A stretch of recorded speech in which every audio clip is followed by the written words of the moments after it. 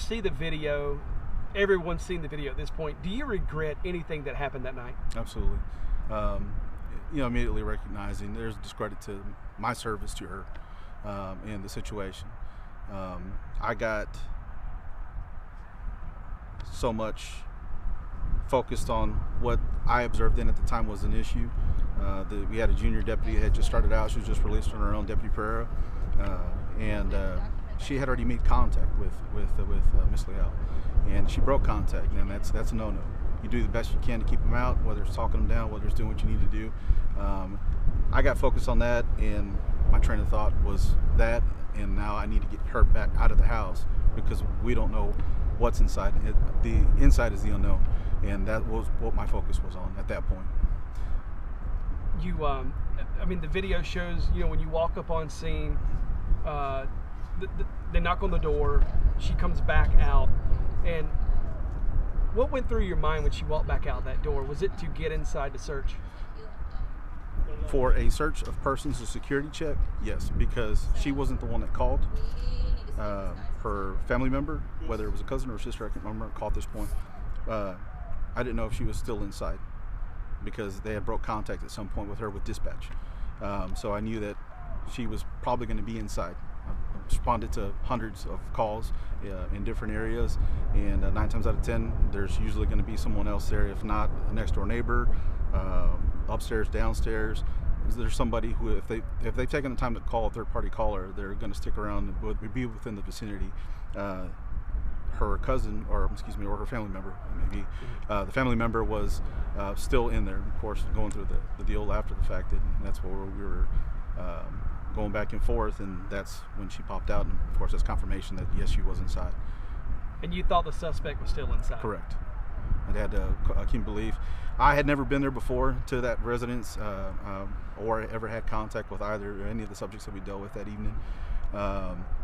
The information that was being relayed to us through dispatch, over the radio, through MDT as we're going along, the boyfriend had a prior assaultive history with her.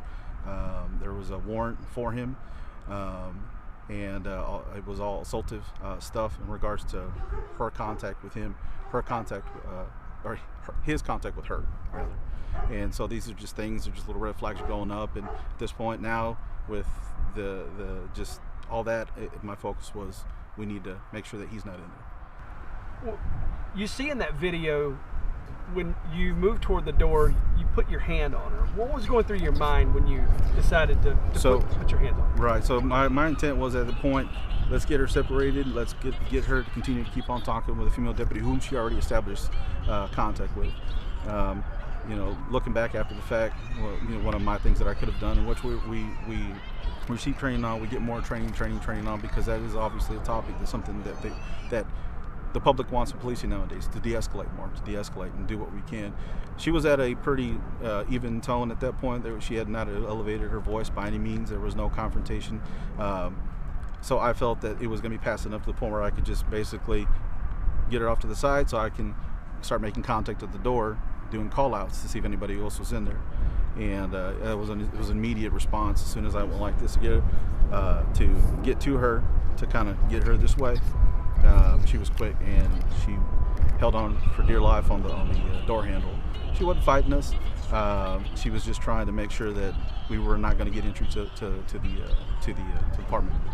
She's eventually taken to the ground. Right. She's yelling. You all are shouting commands at her. Right.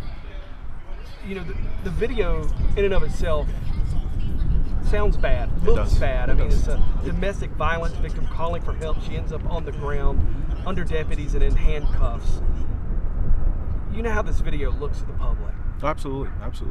And I don't want to take anything away from that. It does sound bad.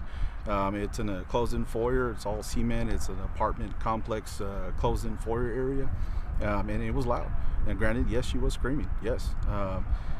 There was a mix of, still I believe that there was a mix of an alert that he may have been inside, and then more so just an alert to just buzz off. Excuse me. Or she just didn't want anything to happen as far as us going inside. Did at any point during that call when you walked up, did you ever lose your cool? Did you ever cross the line where you knew, I should not be doing this right now? My professionalism, yes, it went out the window. And again, my focus was on that deputy.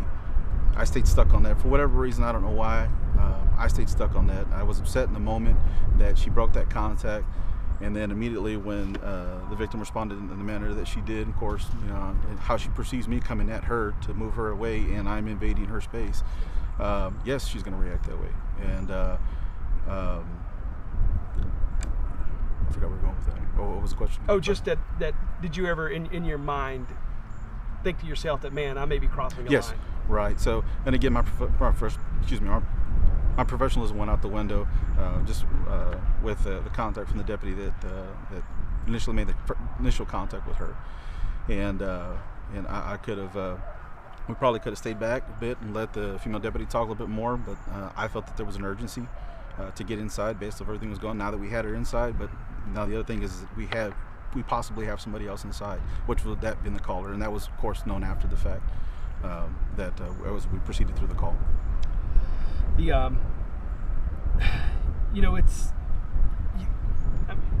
watched today. There was a press conference where the sheriff made allegations against you, said that you were part of a rogue group of deputies with the former sheriff's office, that you were not disciplined enough, and so you hear all this, but did you believe in the moment that night that anything that you were doing was criminal?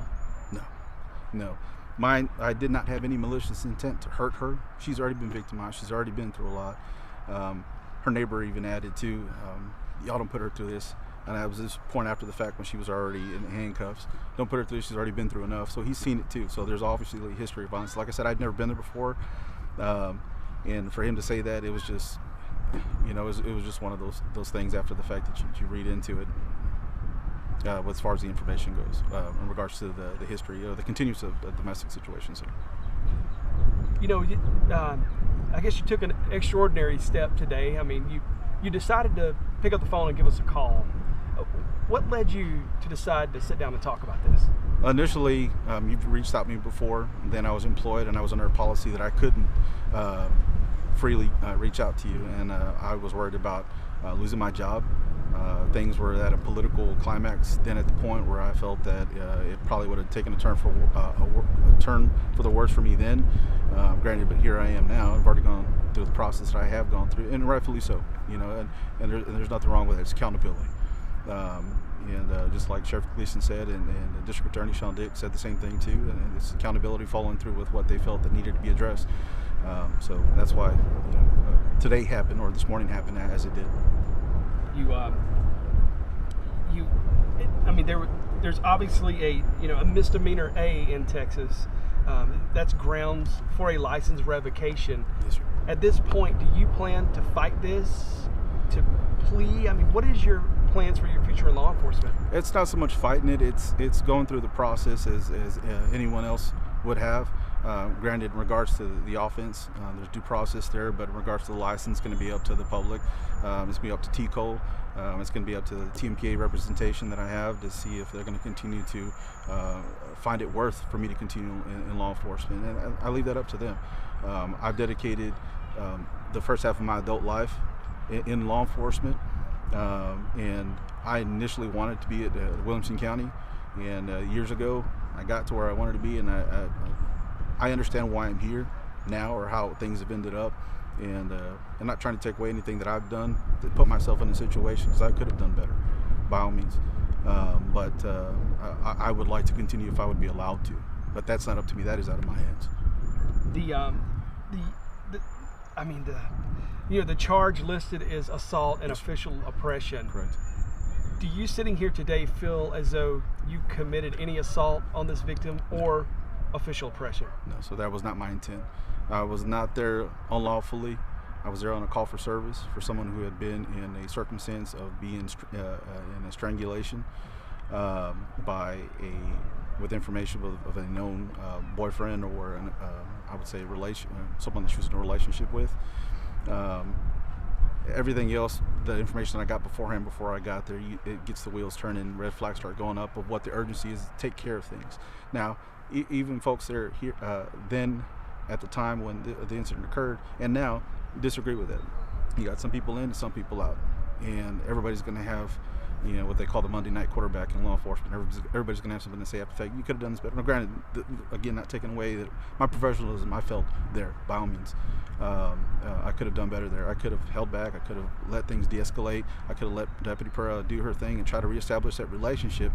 But in my mind, I'm thinking, I got to get in there because I got to make sure that the other party is safe. And one, if he's in there, we need to get him out because he's got a warrant. Because if we leave and we're not able to get him in custody or take care of this, the likelihood of her being in danger is probable. It's going to be high. And again, that's based off my training experience and going through the stuff that I've dealt with, and not here within Williamson County, but in previous agencies that I've worked for. Different demographics, that things happen like that. And I was just going off of experience at the time and things that I've dealt with as far as domestic situations. Again, out of the hundreds and hundreds of calls that I've responded to over the years. What did you think when you got the call yesterday from Williamson County that we've got warrants? Hard drop. Hard drop.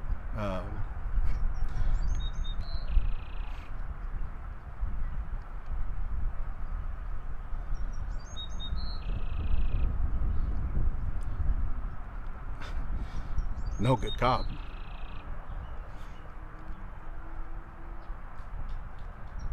No good cop likes a bad cop. I have always operated on a direct form of communication, so I effectively communicate what it is that I'm trying to do, especially when I recognize something that needs to be taken care of.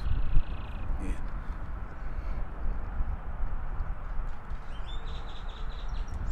I have regrets on how I could have taken care of that.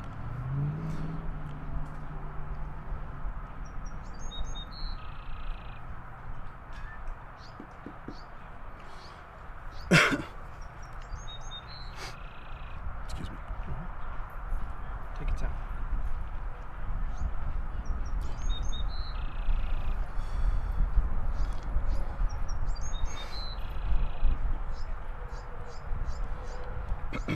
I have regrets still, I think.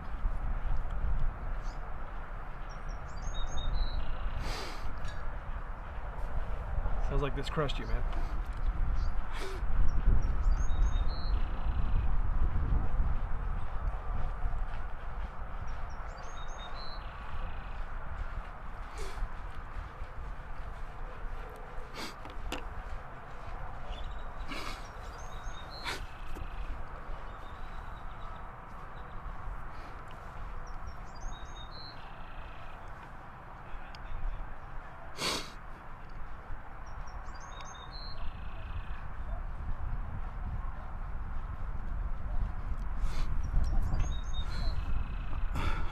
I've worked hard in my career, but I believe it to be my law enforcement career to always do the right thing. Things like this domestic that I dealt with, I've dealt with previously. I grew up in an abusive household. I witnessed my mother be beaten, and I always take that with me. I always had that with me. I always felt that I always needed to do more. Sometimes you can't do more because the victim won't allow you to. They don't want you to. They're fearful what happens when you leave, what happens after the fact, because what we do there in that moment is temporary. Even though, yes, we're stopping that situation, we're resolving what is going on there. It's temporary. They have to go back to that world. We don't. And we may have to for another call of service, and it continues. And I got to the point where if I dealt with something, I recognized that something needed to be taken care of. I did it so that they know that the next time that I came around, that things were going to be handled, things were going to be fully addressed, not just pushed off to the side. Or, oh, the cops don't do anything, the cops don't care. You know, and here, disservice to her, I still gave her that perception. You know, one of her statements on there that I recall and will stay with me is, oh, I know who you Williamson County guys are. I've never had contact with her. So that just tells you the context that she's had previously before. And again, I don't know how long she's been living here. And I would imagine it would go before the prior administration as well, too, for her to say something like that. You know, Williamson County had a reputation. You know, one of the biggest sayings was always, come on vacation, leave on probation, that type of deal. And there any truth to that? From my perspective, as far as sternness, dealing with things, I believe so. Anything that ever came about to where something needed to be addressed, it was going to be taken care of. It was going to be taken lightly. You know, you deal here in this area, Cedar Park, Austin, some of Travis County. They're, you know, the officers and the deputies you deal with, you encounter sometimes. A lot of times they see the car show up and they're like, "Dang, Williamson County's here. All right, well, let's act right." And you see the guys that they're dealing with change their tone. The officers, the deputies will come up to you and tell you, "Hey man, thanks for just showing up. Can you just wait there a little bit until things work out, until we take care of what we need to?" And that's the reputation that has rolled along, and that's how I see it in that perspective in regards to taking care of things. But to getting back to the whole deal, it's affected me because hearing the lack of my professionalism and not keeping focus on what needed to be handled the right way, I failed my family, I failed myself. I've tarnished the badge even further in regards to public's perception of law enforcement in general, not here in Williamson County, not here in just Central Texas, not in Texas, on a national level, with everything that's going on right now, that I really need to be part of this. Could I have taken care of this? Could I have prevented this? Yes, absolutely. And that's, I've discussed it before, I take full accountability for. But in regards to the whole unlawful aspect of it, it was my intent, and did I go with malicious means to go and assault her and victimize her further and put her in a predicament to where she was going to have to go through a horror ordeal? No, that was never my intent. I think another thing that caught me by surprise is just her reaction to us, or me, I won't say us, to me, in regards to when my notion was to just get her to Pereira to deal with on that end. And when I made contact with the door, or was going to make contact with the door, at that point there was no recovery. And in the moment you try to stay stern and try to stay focused on what needed to go on, it needs to be how it needs to go and what needs to happen, taken care of. And I fell apart and all the way through. And my professionalism was done all the way through as well too. I know Deputy Pereira had some words for her that opened her up for some questions that I shouldn't have finished and that I did. I think she was asking why this was happening, and then that's towards the end of the segment there of our contact with her, and I followed up with what happened out there didn't need to happen. When you do what you did, that's going to happen. And I could have put it better, but I probably would have relayed the same information, but in a better manner. But even then, I mean, I already lost her. I lost her confidence in my service to her. That's something that I can't get back, and I will carry with me, regardless of whether I'm allowed to return to law enforcement or not. It's just something that I have to accept and something that I did. That's the thing too, is your profession, like mine, is built 100% on trust and credibility. That video is out there. You'll forever be tied professionally to that video. Yes. Do you think that if you are allowed to continue on in law enforcement, can you be trusted to do the right thing from now on? Absolutely. It's going to take some time. It may not be here in Williamson County. It may not be anywhere close to Williamson County. Like I said, I failed the community. Williamson County here are very vocal. They'll let you know when they don't like something. And I've always appreciated that. Williamson County always had our backs with anything and everything we did. There may have been a lot of folks, and they were very quick to tell you that they didn't like the prior administration. You're all right though, and that's something to go along with, right? Because we're not all the same. And and that's one of those things that it's going to just be up to the public to, if that's what ends up happening, and if it was the ultimate determination for the public to allow me to come back, and that'd be I'd be grateful for that, because that is what I've dedicated my life to in law enforcement and provided for my family as well too. I messed up. I made a mistake. Not by any means that I ever tried to get to the point that I thought this was going to go away. The Rangers investigated it, and that's the pinnacle of law enforcement, Texas Rangers. And once they addressed it, I'm like, okay, well, here we go then. And I have no reservations there. I spoke with them. We did what we did there, and I didn't hear anything for several months. And I inquired before the new administration took office as well too. And I inquired, and even directly to DA's office, and DA said, "Hey, just No, not right now. We don't have any information for you, and which is fine because they did. If they didn't, they didn't. I mean, that's not my place. You usually get an attorney for that, but I'm trying to.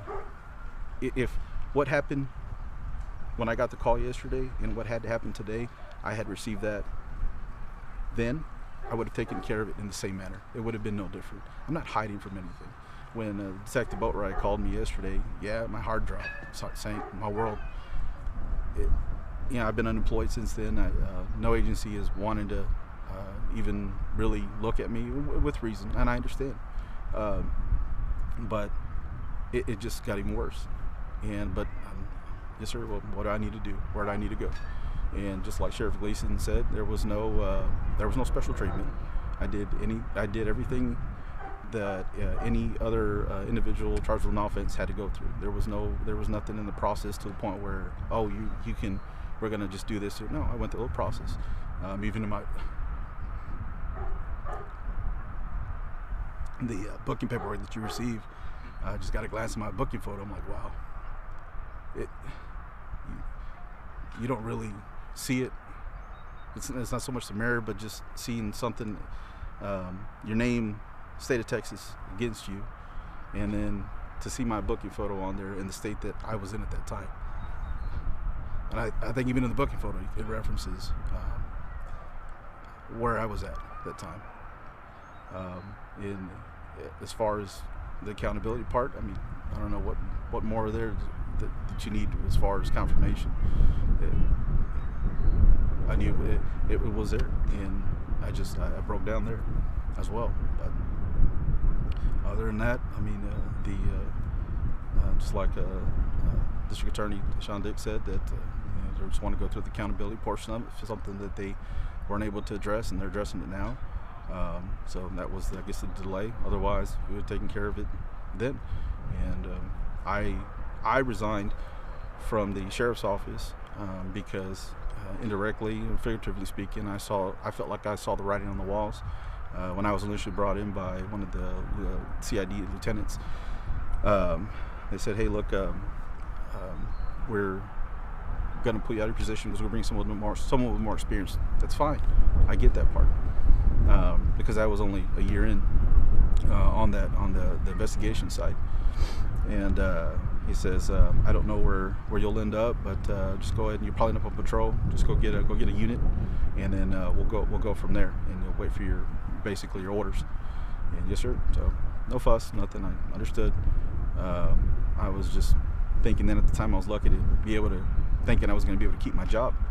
I didn't get any notification that they were going to do otherwise. I went to go get my unit, and people that I would normally call and send emails to confirm things weren't responding to me. And I'm just like, well, it just started dwelling me. A couple hours later, still nothing. Finally, my last supervisor referenced, hey, just go home. Next week we'll talk about it. We'll figure out where you need to be. And I'm okay. And then over the weekend, I couldn't let it go, and I just finally said, well, it's evident that because they believed I was affiliated with the Chody administration, that I was one of his guys. Anybody that was with the Light PD show, they just want to get it out, and I understood. That's why I left. I felt that the Rangers had already done what they did. There was nothing that had continued to come up that was current with the after their investigation, and I inquired myself. So I'm like, well, I guess it's time for me to go, and maybe I'll find a home somewhere else quickly and go from there.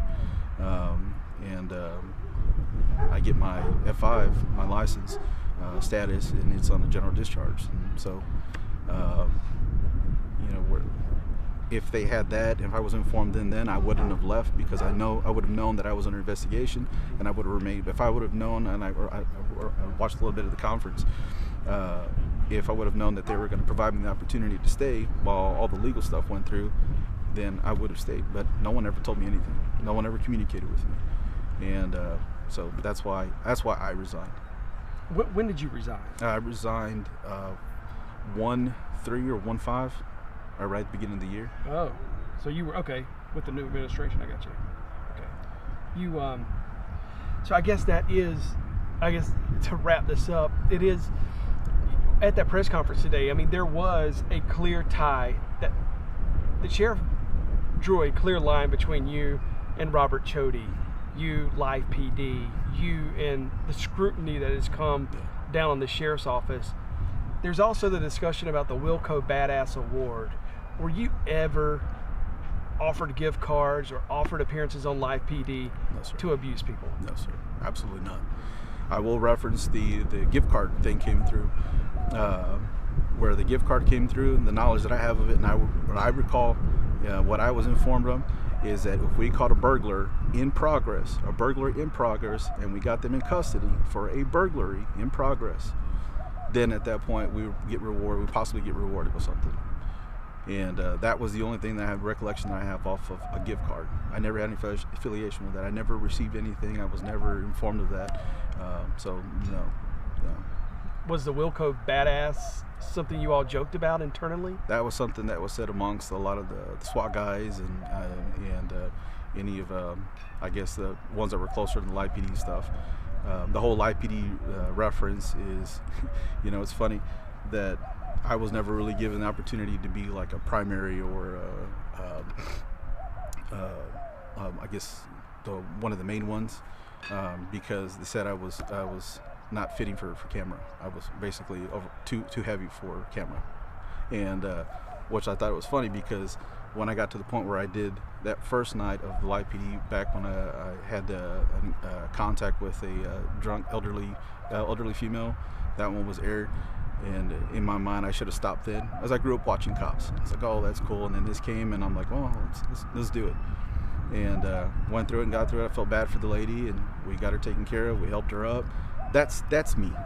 And yes, dealing with DWI investigations is something that was always close to my heart, that I was always pay extra attention to, and really be thorough about it. I didn't take that out on her in a personal effect. It's one of those things that that if I could take that back, I probably would have only done that one and that one only. But even then, at that point, there was no one on shift that was wanting to do it anymore. And when I said I didn't want to do it anymore, they're like, well, you're the only one with experience. Let's just keep them riding out with you. And I think I had maybe 3 or 4 more contacts after that were not a Live PD live segment, but they were a off segment. Says previously recorded or something to that effect, and I had maybe 3 or 4 of those, and that was my involvement in Live PD. But if I could take that back, I probably would have only done that one and just stepped away and really put my foot down and said, no, I don't want to do it. As much of a highlight that could have been for law enforcement, and could have been for everything in general, it wasn't. It ended up turning into a shamble. And, now, it's like the Sheriff Gleason said, it was the catalyst of the bill that was passed, and that law enforcement will never be documented in a manner like that again. And I understand that. You I guess the final point, it was another point that Gleason made today, was we found out today that the Ramsey Mitchell stop from June of 2019 was still under an active Texas Rangers investigation. You see you in that video coming in fairly late. You run up and you jump down on top of Ramsey Mitchell with a knee and began to take action. I guess just like this other case we're talking about, is there anything about what you did in the Ramsey Mitchell call that you would do differently today? My 2 strikes were deliberate to his back to gain control of his arm. If you watch that video closely, once that happened, got control of arm, K9 Deputy Charles Duvall got the arm up, able to cuff him, it was done. Everybody starts weeding off. We had one of the deputies here on the left side that eventually got off, and what happened beforehand, that I wasn't a part of.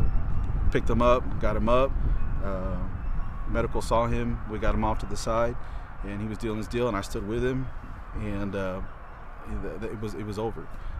I felt that once that I had done that portion of my involvement in that, it was over. Because he was still actively resisting. He was under excited delirium. He was under the influence of drugs or something.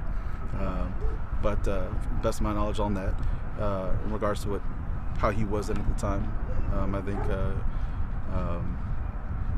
even after the fact at the jail, I think we started to come to realize, and he was apologizing and saying, I'm sorry I made you guys do that. Well, it's not necessarily he made us do that. It could have gone different. But in regards to my involvement on that, I felt that as soon as that happened, it was done. Everybody was just off. And if you look at it closely, I think I knocked the deputy a couple good times that was next to me in the face, harder than what contact that I had with Mr. Ramsey, and the whole portion of that was to gain control of his arm to effectively detain him. And hearing that case is under investigation by the Rangers, are you concerned at all about being charged in that? I mean, it's a possibility. I mean, I'm not hiding from anything. It's there. I mean, it's there, just like with the Leal, just like with the victim involved in the domestic that I was there with. Same difference. The video is there. I'm not backing off from my involvement on that. Uses of forces are not going to look pretty. Not saying, for instance, that this needed to look pretty or any of them look pretty to the extent, but they're just, hey, skin-to-skin contact, physical, forceful contact is always going to look bad on camera, and it's always going to look and sound bad, no matter how we do it. You know, the tools that we're given for tasers and stuff like that, they're ineffective. I think they also had tried to tase him as well too. Duval had his taser out. I don't know if he had deployed then at that point again, or was going to deploy, or couldn't deploy, and he was struggling with it with something. And so it's just one of those things that you in the moment you do what you feel that you need to do to take care of things. And if it comes to the point where the Rangers determine that what I did was unlawful, that is can be up to them to continue with in regards to their investigation. I mean, I'm not trying to hide from that or deny anything other than what my involvement was with them. And the one other point I wanted to clear up was that Sheriff Gleason made was Sheriff Gleason said that when they went back and reviewed the reports from the domestic violence case, that he said you failed to accurately describe the detention, and that your report differed from the female deputy. Was that on purpose, or what happened there? I think the thing is that being a senior deputy, they want more elaboration, especially when you have a trainee who had just started. You're essentially basically taking over on that to detail everything that needs to be detailed that they might miss. And how I explained it to her, hey, look, you're primary on this, go ahead and take care of this. I'll put my part in and what I did, and then we'll go from there. In regards to if she needed anything further, to get back with me, and she was on with me all night, and we even visited after the fact. And I guess that's where, as far as the elaboration of what more I could have put in there as far as everybody's involvement, maybe that's what he was referring to. I wrote the report to the extent in that manner. In regards to how things played out, the key things were the whole use of force portion of it. There's a report that we did then, and it needs to be documented and taken care of. And as far as the terms, and not terms, but the bullet points in the policy in regards to what we address, if a use of force needs to be taken care of, those things are in there, and they were addressed. Asked if she was injured, of course by us, and she's like, no. Do you want EMS? No. These are things that I confirmed verbally, got a verbal confirmation from her. And those are the things that I felt that were necessary in mine, because of the things that I did ask her at that point. So you didn't omit anything trying to hide what really happened? No. Could I have elaborated more on the count of Deputy Pereira? Sure. As being the senior deputy, yeah, that was a failure on my part. I could have elaborated a lot more to the point where it shows, it reads better, and it shows better of everything that occurred there. And you know, my final question for you would be is, you've seen the fallout over Live PD's involvement with the sheriff's office under Robert Chody. You were a part of Robert Chody's administration. Do you regret anything about joining that sheriff's office under Robert Chody? Not necessarily. I regret being part of the Live PD show. I think I got tangled up with wanting to be more involved. I started out initially with the lip sync battle, the national thing that started going about. I was real timid. I had always been shy about doing stuff. And then at the time, my wife was, we were in a scare that she was possibly going to have cancer, and she was going through a deal. So to brighten her up and show her what I did that being a goofy video and made her laugh, and that's where that started. The next one was a hair thing. I had got my hair buzzed, and then I got my son involved in the junior deputy stuff, and I saw it as getting more involved. If I could take any of that back, it'd be the live PD thing. In regards to any involvement with that, but in regards to everything that has happened, I don't have any reservations, because some of the people that are there now were there then. They're all good people. They're all good people, and it's no different than they would have no different perception. They would have the same thing. The reservations. Yeah, you probably should have done that, or I should have been part of that. They shouldn't have done that type of thing. Or live PD should never have come to our office. One of those things, maybe. Do you believe, in your opinion, did live PD take the sheriff's office in a bad direction? I think with the direction overall, yes.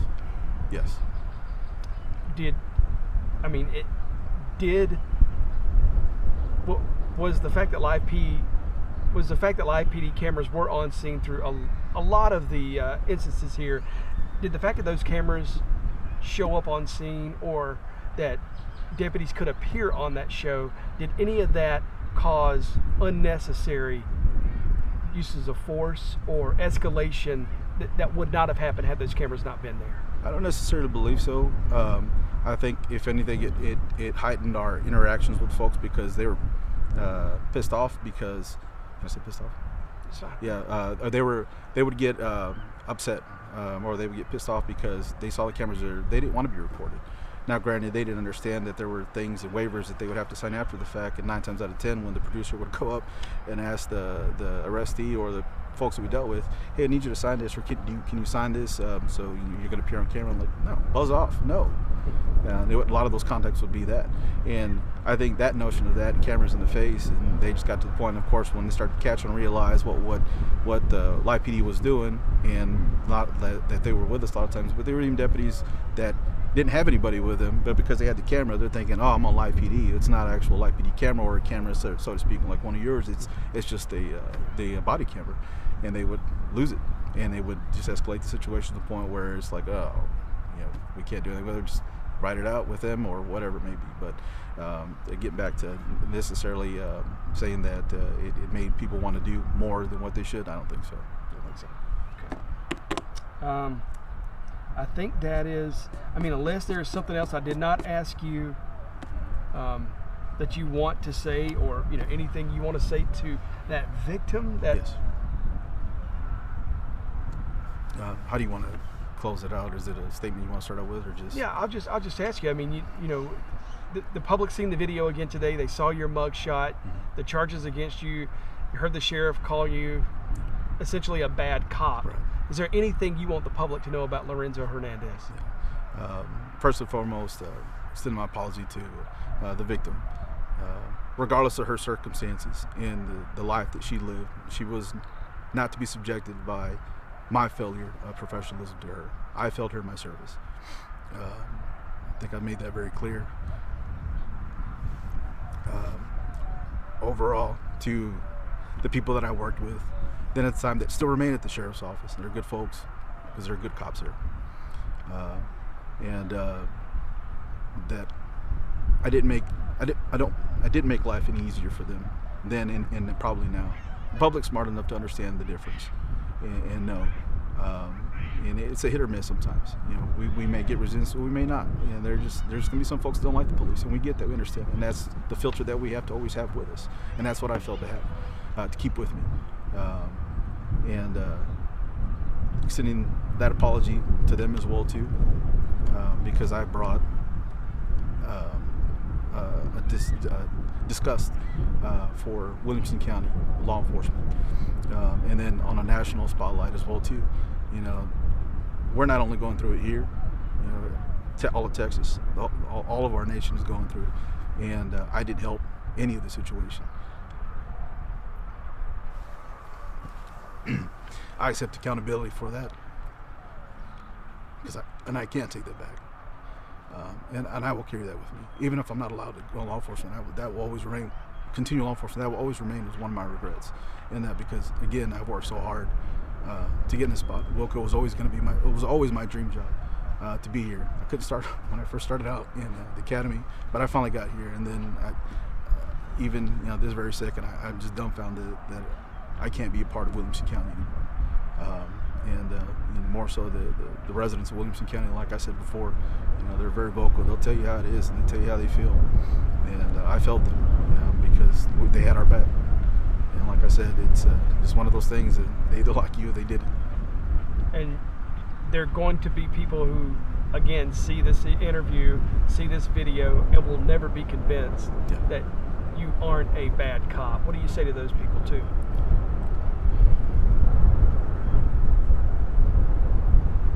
The only thing that would prove anything to them after the fact is either the other side of it is they see me prosecuted to the full extent of the law, and they see that portion of the justice come about.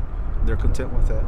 Or I go through and I'm allowed to come back to law enforcement, and I prove myself back to this county and back to the people, at least in the surrounding county, and back to law enforcement in general, because the organizations that represent us as well too, TMPA, Texas Municipal Police Association, and CLEAT, there too, I shame that as well. And like I said, I can't take any of that back. Good. You said it. All right, man.